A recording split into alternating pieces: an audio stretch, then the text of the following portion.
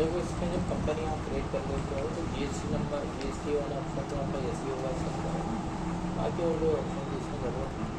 इसके अलावा कोई लेज़र आपके पास होंगे बने, जैसे इसमें बनाया हुआ है इन्होंने एडवर्टीजमेंट एक्सपेंस, इनडायरेक्ट एक्सपेंस में बनाया हुआ है ना, इसमें इन्होंने 5% का इसका जीएसटी रख दिया।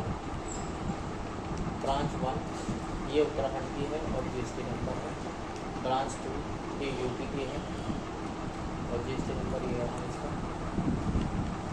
Input CGST duties and taxes, IGST duties and taxes, IGST duties and taxes. Input service distributor ये क्रेडिटर है ना, मेन ब्रांच है मेन ब्रांच हाँ क्रेडिटर है, क्रेडिटर। ठीक है। और इनपुट आईजीएसटी है इसमें, सीजीएसटी है, ठीक है, आईजीएसटी है, आईजीएसटी, ये सब इनके टैक्स के लेकर हैं। और एक है ये है प्रिंट मीडिया प्राइवेट लिमिटेड है ना, ये क्रेडिटर है। तो इसमें ये क्रेडिटर है, दो क्रेडिटर बना रखे हैं इसके अंदर, और एक एडवर्टीजमेंट सर्विस। अब मान लो हम ब्रांच हैं है ना, या हम मान लो नहीं, सबसे पहले हम मान लो इनपुट सर्विस डिस्ट्रीब्यूटर हैं और हमारे पास कोई बिल आया, ठीक है। तो एक प्रिंट मीडिया जो एडवर्टीजमेंट कंपनी है उसका बिल आया, ठीक है। तो बिल आया तो वो आप परचेज में एंट्री करोगे, उसमें बिल नंबर डाल दोगे यहाँ पर प्रिंट मीडिया से, ठीक है। और यहाँ एडवर्टीजमेंट एक्सपेंस ये डाल, ये मान लो 1 लाख रुपये का एडवर्टीजमेंट हुआ है और यहाँ पर इनपुट सीजीएसटी और जीएसटी चार्ज कर दिया है ना, ठीक है। तो ये बिल तो आपने फीड कर दिया इसका, ये बिल जैसे फीड करोगे तो इसकी वैल्यू आपकी ये जीएसटी आप 3B में भी आ जाएगी, ये आ गई 2500 रुपये ये टैक्स आ गया है ना।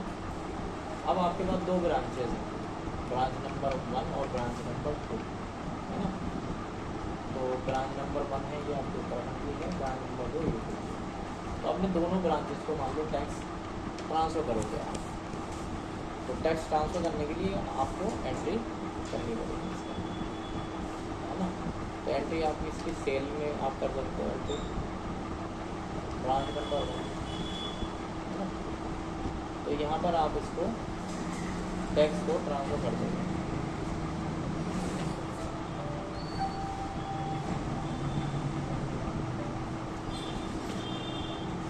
टैक्स को जो है आप ट्रांसफ़र कर दोगे यहाँ पर आउटपुट सीजीएसटी 1250,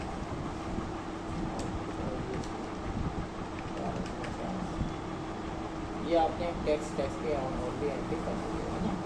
इस तरह से आपने ये एंट्री कर दी, ठीक है।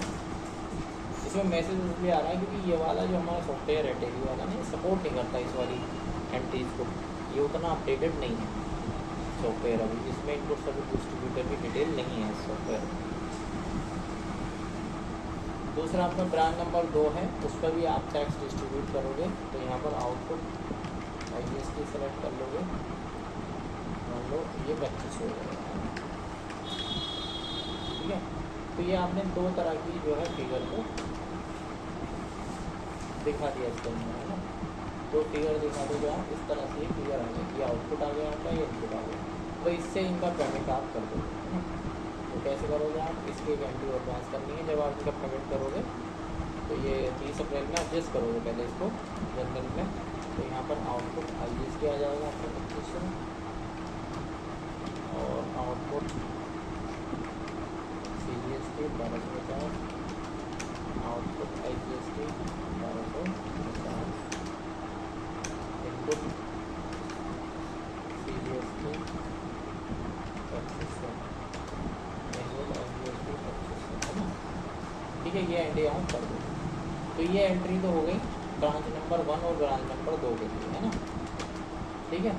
ये एंट्री आपने इनपुट सर्विस डिस्ट्रीब्यूटर की बुक्स ऑफ अकाउंट में एंट्री कर, यानी इन्होंने अपना ये टैक्स इनपुट ट्रांसफ़र कर दिया इनके नाम पर, ब्रांच नंबर 1 और ब्रांच नंबर 2 है ना। अब क्या करोगे आप, अब मान लो आप ब्रांच हो, तो ब्रांच में उस टैक्स को रिसीव करोगे, ब्रांच में उस टैक्स को रिसीव करोगे ना, है ना। तो ब्रांच में जब उस चेक्स को रिसीव करोगे तो आप उसके लिए एंट्री करोगे।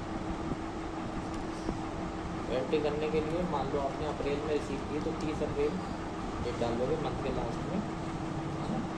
ये जो भी उसमें बिल में उसमें डेट दी होगी वो डेट में आप एंट्री, यहाँ पर प्रेस करोगे ऑल्ट जे, GST, है ना। और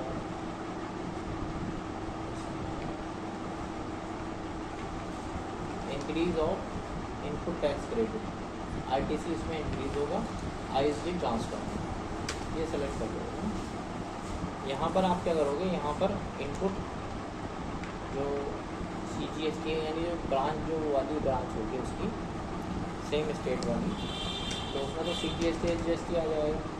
तो यहाँ पर कितना है 1250,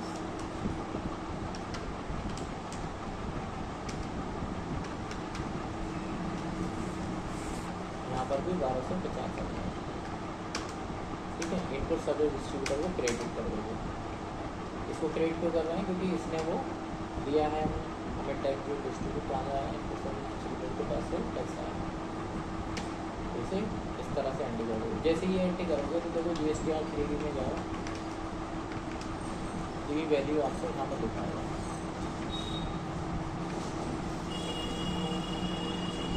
ये इनवर्ट सप्लाई फ्रॉम ISD, देखो यहाँ पे आ जाएगी चीज़, है ना। ISD वाला टैक्स यहाँ पर आ जाएगा। इसके लिए अलग से कॉलम है इसमें एलिजिबल ITC में, इनवर्ट सप्लाई फ्रॉम ISD, ये आ गया, है ना।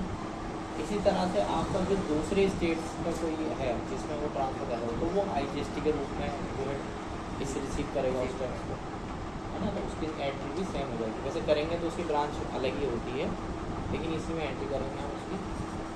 तो यहाँ पर भी ऑल्ट जे प्रेस करोगे, सेम उसी तरह से increase of input tax credit ISD transfer. तो यहाँ पर क्या हो जाएगा, input IGST 2500, input service distributor credit कर दोगे आप इसमें, है ना। ये आपकी एंट्री हो गई। और इसका इम्पैक्ट भी है GSTR 3D में यहाँ पर दिखा है। ठीक है, फिर टैक्स इस तरह से रिसीव हो जाएगा आपका इनपुट सर्विस डिस्ट्रीब्यूटर का, इस तरह से आप रिसीव कर सकते। और वो ISD वाला होगा वो उस तरह से बिल बना देगा आपका ISD बिल, है ना, ISD इनवॉइस बन जाएगा। तो ये बस इस टाइप से एंट्री होनी है इसके अंदर, है ना। ठीक है, तो बस इतना ही हो गया है तुम्हारा ISD का। ये तुम कर लो इसको, ठीक है। कल पढ़ेंगे हम इसमें जो वो है